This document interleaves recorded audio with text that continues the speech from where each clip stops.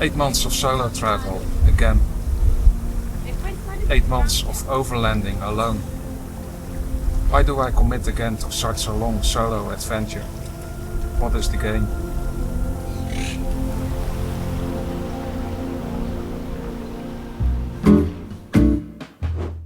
Hello everyone, I am René Baars. Welcome, and I'd love for you to join me on my South American exploration.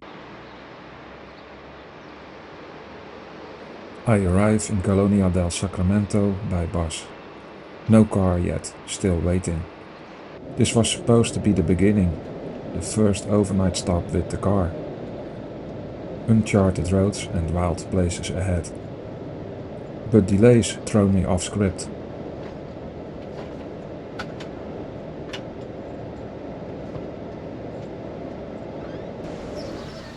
So I returned here on foot, just like in 2009. Only this time with more miles behind me and more questions ahead. 8 months sounds like forever, but I know how quickly it will blur into memory. Still I feel the pull. What am I really looking for out here? Freedom? Maybe. But is that the real reason, or is that just the surface? What do I actually need from this journey?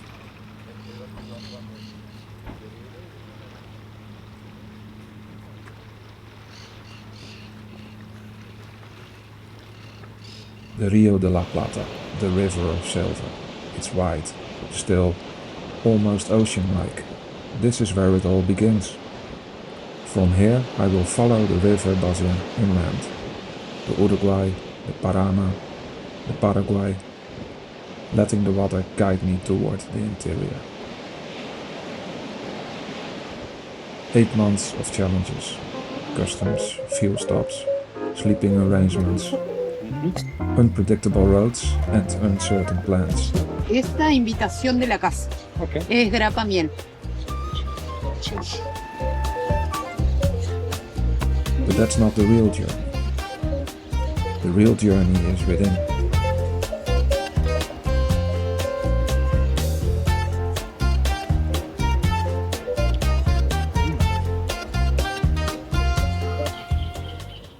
Colonia feels frozen in time. Cobblestone streets, colonial homes in faded pastel, sleepy lighthouse in the center of it all. I stood here in 2009 with a backpack and no real plan. Now it's 2025. Once the car arrives, I'll trade the pack for a 4-wheel drive.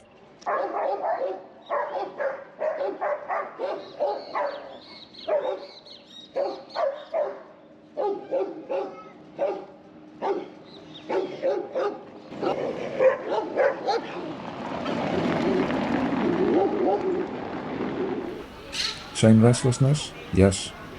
Same fire? I think so. But I wonder, is this still passion or a habit I can't shake? Am I traveling because I love it, or because I don't know how not to? 8 months of overlanding instead of public transport. Less city noise, more bird calls.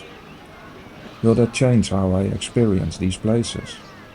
Will it feel as freeing as I remember? Or will it feel different?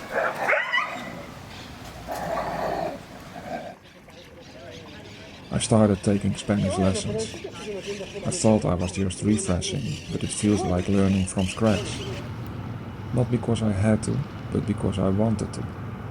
To listen better, connect more. It's a small step, but it feels meaningful. Not just preparing for the road, but preparing for who I am becoming on it.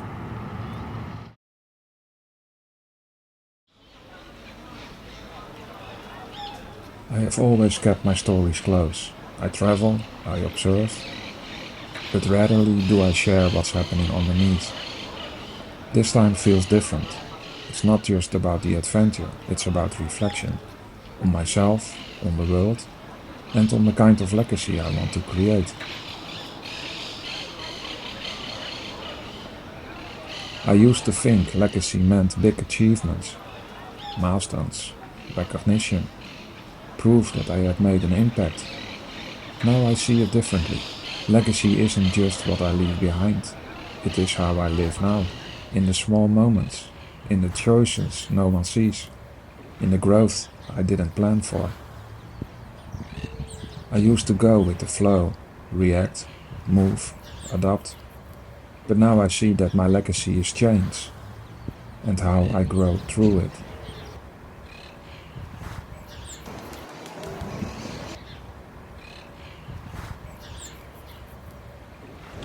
Travel has taught me that nothing lasts. Not people, not places, not even memories. Even the strongest moments blur with time. Even the clearest connections shift. Even older versions of myself feel like strangers now. So I keep asking, what's really worth holding on to?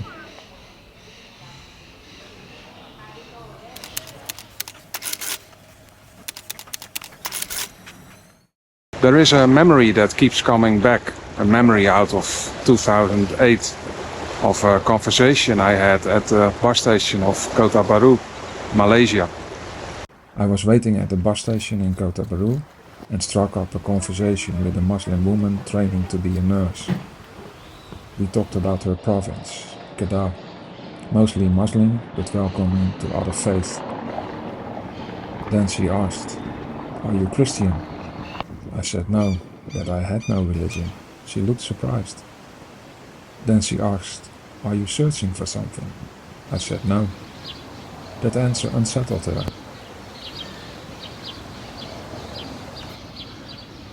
Without thinking, I said, "Money, power and religion are the root of everything that's wrong in this world."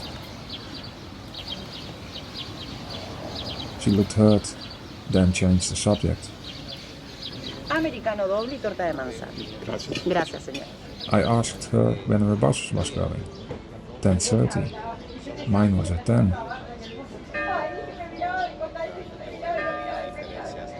She checked her watch and said, "It is already 10. Without that conversation, I would have missed the bus. Later I felt regret. I had spoken without empathy. I hadn't listened, just reacted. When I reached Kuala Lumpur, I bought a copy of the Quran, not out of guilt, but because I wanted to understand, to grow from that moment. Travel can become legacy, not through where I go, but through how it changes me. Each conversation, each discomfort, each shift in perspective, they add up, not to a story of conquest, but to a story of growth. While I'm walking these cobblestone streets in Colonia, waiting for my car, I keep thinking to myself, what am I really setting in motion? This isn't just a trip, it's a way of living. Paying attention, asking better questions, sharing what I learn. That's the legacy I want. Not a monument, not a final mark, but an ongoing transformation. The road teaches me more than geography. It reveals who I am, layer by layer.